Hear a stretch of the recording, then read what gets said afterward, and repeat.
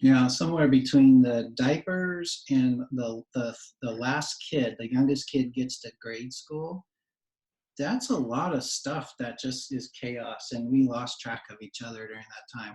But then once the kids were all in school, we were like, okay, wait, who are you again? And there was a disconnect, and it just wasn't coming natural anymore.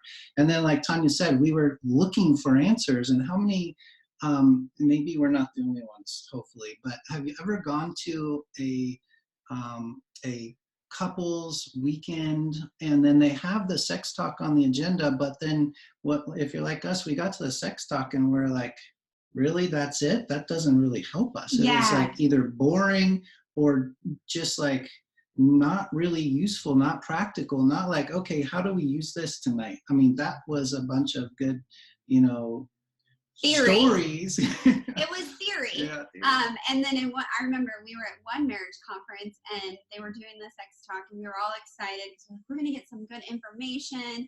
And I was like listening to it, and I look over and Scott's asleep.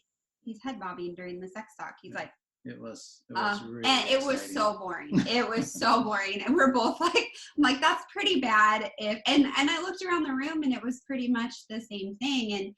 And it's something, that we want to help couples improve it, because our goal is to help couples, have their dream marriage. And this is one part of it. It is one part of it that there's not a lot of support out there, and a lot of people are, they have some shame around it, which is totally, that society has put on it. And we don't want you to feel that way, because it is a big part of the relationship.